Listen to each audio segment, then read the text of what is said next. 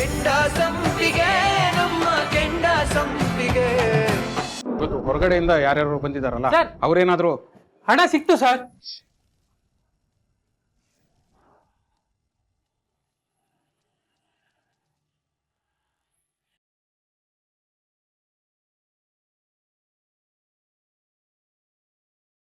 ಹಣ ಸಿಕ್ತು ಸರ್. ಎಲ್ಲಿತ್ತು? ಗಾಡಿ ಸೀಟ್ ಅಡಿಯಲ್ಲಿ ಸಿಕ್ತು ಸರ್.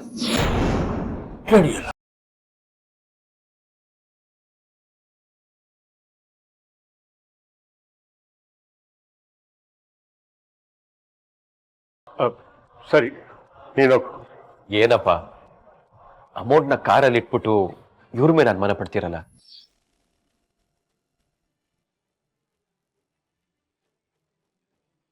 ಇದನ್ನ ಲಾಕರಲ್ಲಿ ಇಟ್ಬಿಡಿ ಸರ್. ದಯವಿಟ್ಟು ಎಲ್ಲರೂ ಕ್ಷಮಿಸ್ಬೇಕು. ಒಂದ್ ಚಿಕ್ಕ ಮಿಸ್ಅಂಡರ್ಸ್ಟ್ಯಾಂಡಿಂಗ್ ಆಗಿದೆ. ಅಪ್ಪ ಅಮೌಂಟ್ನ ಕಾರಲ್ಲಿ ಇಟ್ಬಿಟ್ಟಿದ್ದಾರೆ. ಅವ್ರ ಪರವಾಗಿ ನಾನು ನಿಮ್ಮ ಹತ್ರ ಕ್ಷಮೆ ಕೇಳ್ತೀನಿ. ದಯವಿಟ್ಟು ಯಾರು ಮನಸ್ಸಲ್ಲಿ ಇಟ್ಕೋಬೇಡಿ ಸರ್. ಎಷ್ಟು ವರ್ಷದಿಂದ ನಿಯತ್ತಾಗಿ ಫ್ಯಾಕ್ಟ್ರಿನಲ್ಲಿ ಕೆಲಸ ಮಾಡ್ತಿದ್ದೀವಿ ಸರ್. ನಾವು ನಮ್ಮ ಯಜಮಾನ್ರು ಅಂದ್ರೆ ದೇವರು ಅಂತ ತಿಳ್ಕೊಂಡಿದ್ದೀವಿ ಸರ್. ಇವತ್ತು ಆ ದೇವರೇ ನಮ್ಮ ಮಾತು ಕೇಳಲಿಲ್ಲ ಸರ್.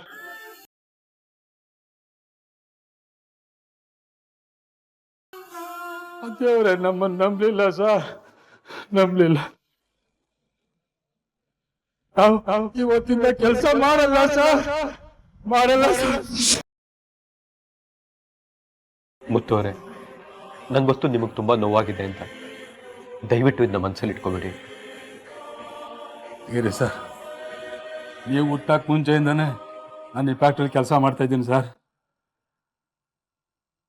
ನಮ್ಮ ಯಜಮಾನ್ರು ಯಾವತ್ತೂ ಈ ಥರ ಮಾಡಿರಲಿಲ್ಲ. ಆದರೆ ಇವತ್ತು ಕಳ್ಳನ ಥರ ಟ್ರೀಟ್ ಮಾಡಿದ್ರು ಸರ್, ಕಳ್ಳನ ಥರ ಟ್ರೀಟ್ ಮಾಡಿದ್ರು. ಬಾರೋ ಇಲ್ಲಿ, ಬಾರೋ ಇಲ್ಲಿ, ಬಾರೋ. ರೇ, ನಿನ್ಗೆ ಅವಮರ್ಯಾದೆ ಮಾಡಬೇಕು ಅಂತ ಮಾಡಿದ್ದಲ್ಲ ಕಣೋ. ಅಕಸ್ಮಾತ್ ಆಗಿ ಏನೋ ಅಚಾತುರ್ಯ ನಡೆದೋಗಿದೆ. ಮನ್ಸಿಗೇನು ಬೇಜಾರು ಮಾಡ್ಕೋಬೇಡ, ದಯವಿಟ್ಟು ಕ್ಷಮಿಸ್ಬಿಡು. ಅಚಾತುರ್ಯ ಅಲ್ಲ ಯಜಮಾನ್ರೆ, ನೀವು ನಮಗೆ ಮಾಡಿರೋ ಅವಮಾನ. ನಾವು ನಾಳೆಯಿಂದ ಯಾರು ಕೆಲಸ ಮಾಡಲ್ಲ ಯಜಮಾನ್ರೆ, ಯಾರು ಕೆಲಸ ಮಾಡಲ್ಲ. ಮುತ್ತು ಅವರೇ, ದುಡುಕ್ಬೇಡಿ, ನನ್ ಮಾತು ಕೇಳಿ. ಇಲ್ಲ ಸರ್, ನಾನು ಯಾರು ಕೆಲಸಕ್ಕೆ ಬರಲ್ಲ. ಮುತ್ತು. ಬಿಡಿ ಸರ್. ಬನ್ರ. ನನ್ನ ಮಾತು ಕೇಳ.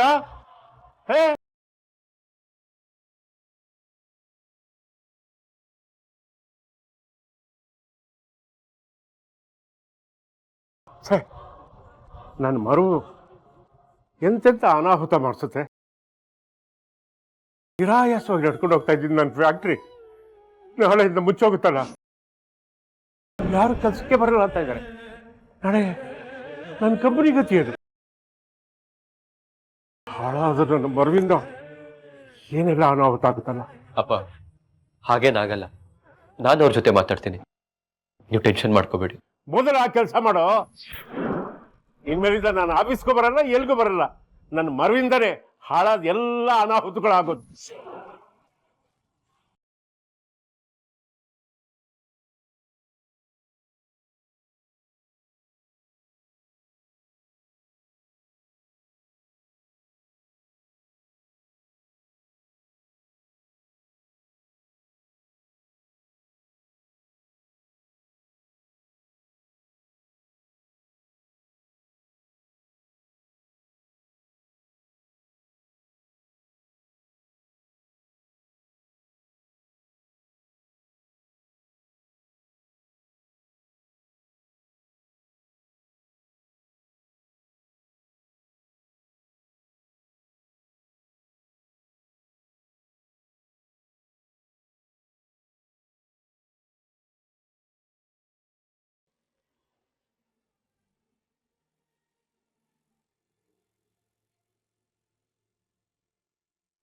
ಸಾಹೇಬ್ರೆ,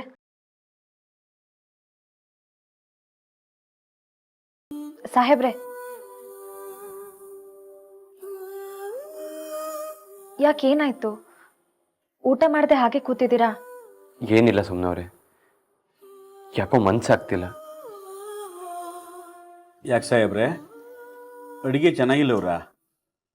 ಚೇಚೆ, ಹಾಗೇನಿಲ್ಲ ರಾಮಯ್ಯವರೇ, ಯಾಕೋ ಮನ್ಸು ಸೇರಿಲ್ಲ ಅಷ್ಟೇ.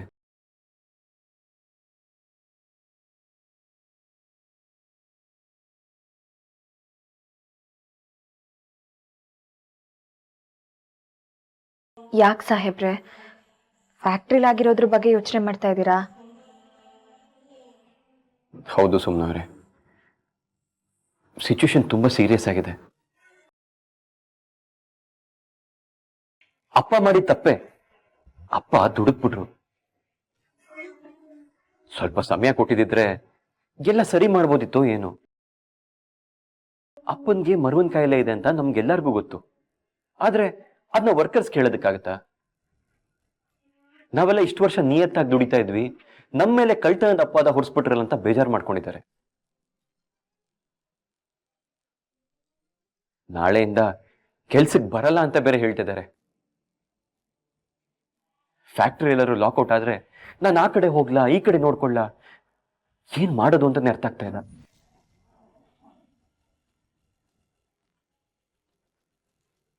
ಸಾಹೇಬ್ರೆ, ಇವಾಗ ಊಟ ಮಾಡಿ. ಕೆಲ್ಸದವ್ರನ್ನ ಹೇಗ್ ಸಮಾಧಾನ ಮಾಡ್ಬೇಕು ಅಂತ ಆಮೇಲೆ ಯೋಚನೆ ಮಾಡಿದ್ರಾಯ್ತು.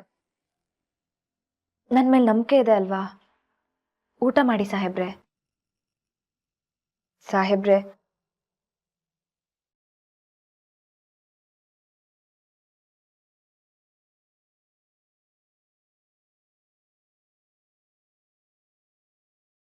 ಹಬ್ಬಬ್ಬ, ಗಂಡ ಚಿಂತೆಲಿರುವಾಗ ಹೆಂಡತಿ ಏನಾರ ಒಂಚೂರು ಸಮಾಧಾನ ಮಾಡಿಬಿಟ್ಲು ಅಂದರೆ ಮುಗ್ದೇ ಹೋಯ್ತು.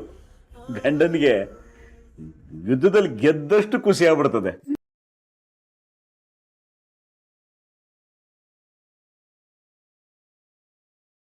ಏನು ನಿಮ್ಮಿಬ್ರು ಸಂಬಂಧ 100 ವರ್ಷ ಹಿಂಗೇ ಪ್ರೀತಿಯಿಂದ ಇದ್ರು ಸಾಕು. ಯಾರು ಕೆಟ್ಟ ಕಣ್ಣು ಬೀಳದೆ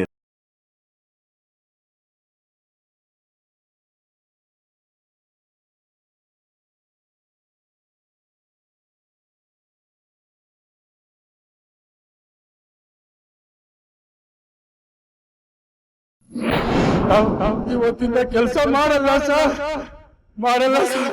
ಎಷ್ಟು ವರ್ಷದಿಂದ ಕೆಲಸ ಮಾಡ್ತಿದ್ದೀವಿ ಸರ್. ನಾವು ನಮ್ಮ ಯಜಮಾನರು ಅಂದ್ರೆ ದೇವರು ಕೊಂಡಿದ್ದೀವಿ ಸರ್. ಆ ದೇವರೇ ನಮ್ಮ ಹೇಳಿಲ್ಲ ಸರ್.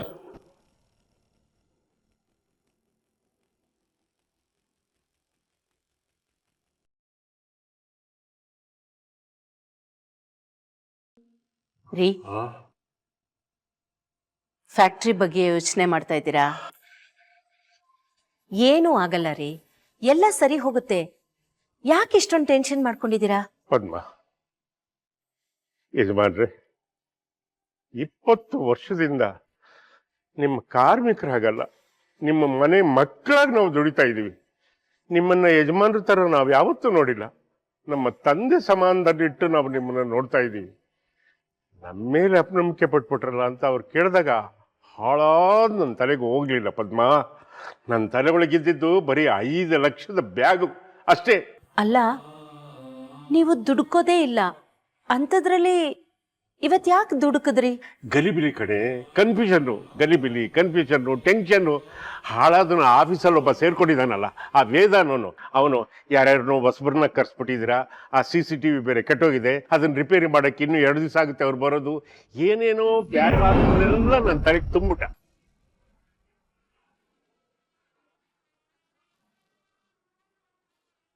ಗಲಿಬಿಲಿ ಆಗಿದ್ದಲ್ಲಮ್ಮ, ನಾನ್ ಮಾಡಿಸಿ.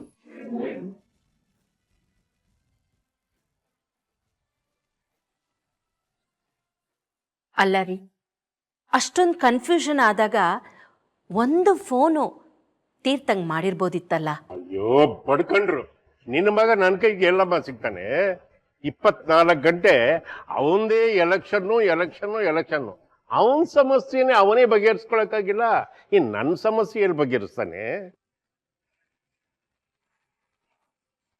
ಎಲ್ಲ ಹಾಳಾಗೋಯ್ತು. ಹಾಳಾಗಿದ್ದಲ್ಲ ಮಾವ, ಹಾಳ್ ಮಾಡಿ.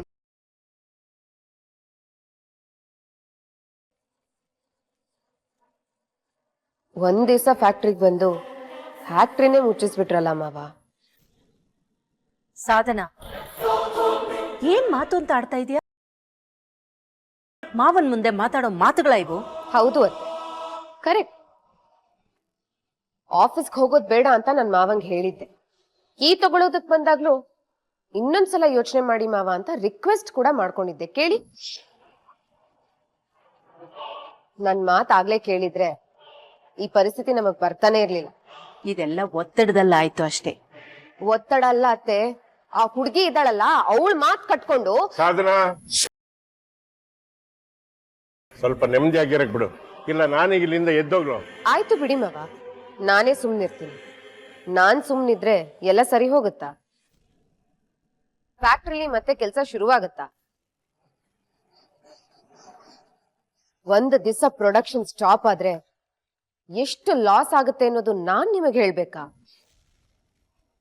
ಫ್ಯಾಕ್ಟ್ರಿ ಶಟ್ ಡೌನ್ ಆಗಿದೆ ಅನ್ನೋ ವಿಷಯ ಪಾರ್ಟ್ನರ್ಸ್ಗೆ, ಕ್ಲೈಂಟ್ಸ್ಗೆ, ಡಿಸ್ಟ್ರಿಬ್ಯೂಟರ್ಸ್ಗೆ ಇವ್ರಿಗೆಲ್ಲ ಗೊತ್ತಾದ್ರೆ ಎಷ್ಟು ಆತಂಕ ಪಡ್ಕೋತಾರೆ ಅಂತ ನಿಮಗೆ ಗೊತ್ತು ತಾನೆ? ಸಾಧನಾ, ಪ್ಲೀಸ್ ಪ್ಲೀಸ್ ಸ್ವಲ್ಪ ಸುಮ್ಮನೆ ಇರ್ತೀಯಾ? ರೀ, ನೀವ್ ಸಮಾಧಾನ ಮಾಡ್ಕೊಳ್ಳಿ.